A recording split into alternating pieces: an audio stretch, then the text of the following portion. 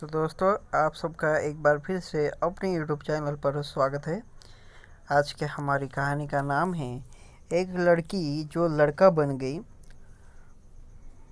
तो इस कहानी को शुरुआत करते। एक बार की बात है, एक आदमी था जिसकी 3 बेटियां थी। जब राजा ने युद्ध के लिए सैनिक को बुलाया तो उस व्यक्ति के पास भेजने के लिए कोई पुत्र नहीं था। जब वह बैठ गया और विचार करने लगा कि क्या करना चाहिए है, तो उसकी सबसे बड़ी बेटी अब उसके पास आई और पूछा, आप क्या सोच रहे हो पिताजी? उसने उत्तर दिया, मुझे अकेला छोड़ दो बेटा। राजा ने युद्ध में जाने के लिए सैनिकों को बुलाया है और मेरे कोई पुत्र नहीं है। मेरे पास केवल तुम हो जिसे मैं युद्ध में भेज नहीं सकता। इस पर उसने जवाब दिया, मेरी शादी किसी से करा दो। बाद में दूसरी बेटी ने भी यही जवाब दिया। हालांकि सबसे छोटी बेटी ने उत्तर दिया, चिंता मत करो पिताजी, मैं युद्ध में जाऊंगी। मेरे लिए एक वर्दी बनवा दो और मेरे बाल काट दो ताकि किसी को पता न चले कि मैं एक लड़की हूँ। फिर मुझे अपना घोड़ा और हथियार दे दो। उनके पिता ने वैसे ही किया जैसे उसने अनुरोध किया था और वह गांव के अन्य युवकों के साथ चली गई। जिस किसी ने भी नए युवक को देखा वह आश्चर्यचकित रह गया और वे चलते गए।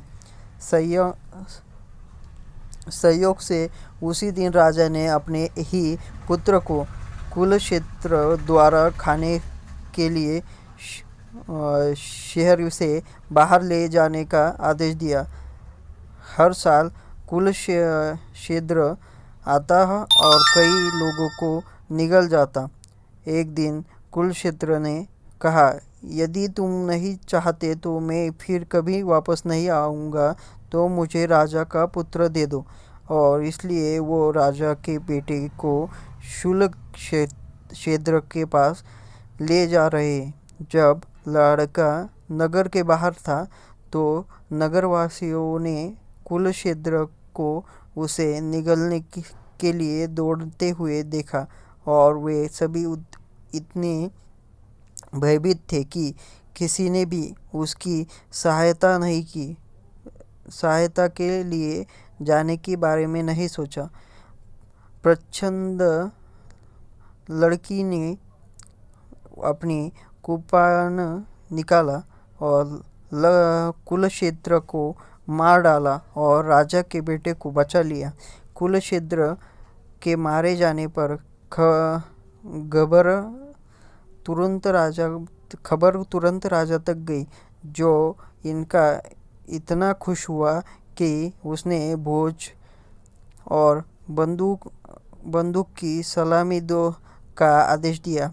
जब वह युवक राजा के बेटे के साथ महल में दाखिल हुआ तो बेटे ने फुसफुसा कर कहा, मेरे पिता तुम्हें एक राज्य देंगे, लेकिन केवल उनका घोड़ा मांगो, क्योंकि वह हमारा तरह सोच और बात कर सके। जब वे राजा के पास पहुँचे तो उसने पूछा, आप इनाम के रूप में कौन सा राज्य लेना चाहोगे? युवक ने उत्तर दिया, मेरी एकमात्र इच्छा युद्ध में न जाना है।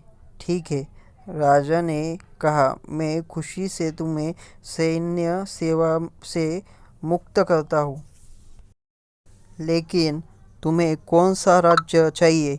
ठीक है, अगर तुम सचमुच मुझे कुछ देना चाहते हो तो मुझे वह घोड़ा दे दो जिस पर तुम बैठे हो। हालांकि राजा ने इनकार कर दिया और इसलिए वह युवक चला गया। राजा के बेटे ने युवक का पीछा किया और जब लोगों ने पूछा कि वह कहाँ जा रहा है तो उसने उत्तर दिया, मैं अपने पिता के साथ जा रहा हूँ। उसने जान बचाई और अब वह मेरे लिए पिता तुल्य है।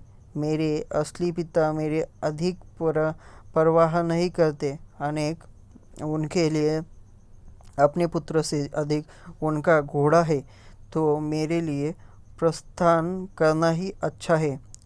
और वह जब राजा ने अपने बेटे की बात सुनी तो उसने अपना मन बदल दिया। वे उस युवक के लिए घोड़े ले आए और उस पर एक सुनहरी काठी रखी दी। वह युवक घोड़े पर सवार हुआ और दूसरे राज्य की ओर चल पड़ा। जब वह वहां पहुंचा तो उसने एक खड़क के सामने लोगों की भीड़ खड़ी हुई देखी। युवक के घोड़े ने दूर से भीड़ देखी और अपने मालिक से पूछा, हे प्रभु, क्या आप देख सकते हैं कि वे क्या कर रहे हैं? मैं उन्हें ठीक से देख सकता हूँ, लेकिन मैं समझ नहीं सकता कि क्या हो रहा है। घोड़े ने उत्तर दिया, राजा ने यह खाई इसलिए खुदवाई है क्योंकि वह अपनी बेटी की शादी उससे करवाना चाहते हैं जो व्यक्ति अपने घोड़े के साथ खाई कूद सकता है और सेब पकड़ सकता है। वह राजा की बेटी को अपनी पत्नी बना सकता है। हालांकि ऐसा लगता है कि जैसे अभी तक कोई भी सफल नहीं हुआ है। मैं खाई पर कूद जाऊंगा, तुम बस रुको। कसकर डरो मत और सेब पर नज़र रखो। जब मैंने कूदूंगा तो खाई के किनारे पर ठोकर खाऊंगा, इसलिए मेरी आयाल पकड़ो और रुको। जैसे ही वे बात करते रहे, घोड़ा पास आया। फिर वह खाई की ओर दौड़ा और उस पर छलांग लगा दी। जब वह दूसरी ओर पहुंचा तो उसका एक पैर लड़खड़ा गया।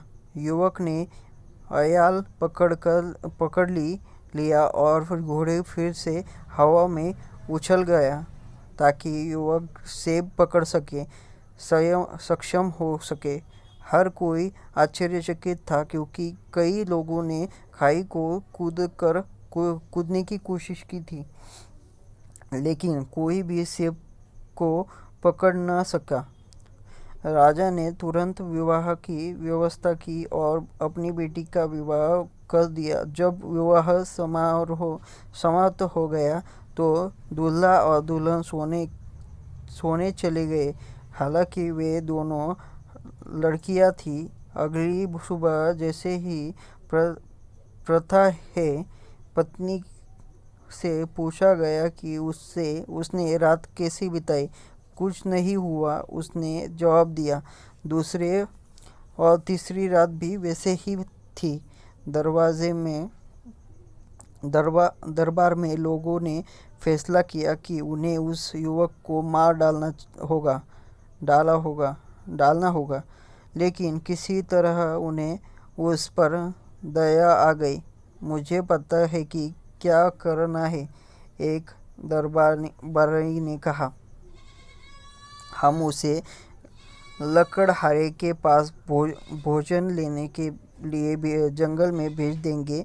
जंगल में एक कुलछेद्र है जो आएगा और उसे खा जाएगा। हालांकि दूल्हा दरवाजे के पीछे खड़ा था और उसने सब कुछ सुन लिया था। वह अपने घोड़े के पास वापस गया और निराश होकर बैठ गया। आप अत्यधिक दुखी क्यों है? घोड़े से पूछा। मुझे दुखी क्यों नहीं होना चाहिए, उसने उत्तर दिया। राजा मुझे जंगल में भेजना चाहते हैं ताकि कुलक्षेत्र मुझे खा जाए। डरो मत, घोड़े ने घोषित किया। उसका भोजन ले जाने के लिए एक गाड़ी और बैलों की एक टीम के लिए पूछो और मैं तुम्हें बताऊंगा कि जब हम वहां पहुंचेंगे तो क्या करना है। थोड़ी देर बाद ससुर ने युवक को बुलाया और उससे कहा, जंगल में जाओ और लकड़हारे के लिए कुछ खाने के लिए ले जाना, ठीक लेके आओ। ठीक है, युवक ने उत्तर दिया, लेकिन मुझे भोजन ले जाने के लिए एक गाड़ी की आवश्यकता होगी। अंत उन्होंने उसे वह दिया जिसकी उसे आवश्यकता थी। वह चला गया। रास्ते में घोड़े ने उससे समझाया, जब हम जंगल के बीच में पहुंचेंगे तो बैलों में से एक को छोड़ दो और लकड़हारे को बुलाओ। कुलशेखर तुम्हारी बात सुनेगा और तुम्हें खाने के लिए दौड़ेगा, लेकिन चिंता मत करो, उसे पकड़ लो, इसे कान से पकड़कर जुए में डाल दो। घोड़े ने अभी अपनी बात पूरी ही नहीं की थी कि उन्होंने खुद को जंगल के बीच में पाया। युवक ने यह एक बैल छोड़ा और लकड़हारे को बुलाया। कुलशेखर ने उसे पुकारते हुए सुना और उस पर हमला कर दिया, लेकिन युवक ने उसे कान से पकड़ लिया और बैल के स्थान पर जुए में डाल दिया। तब वे शीघ्रता से राजा के पास लौट आए।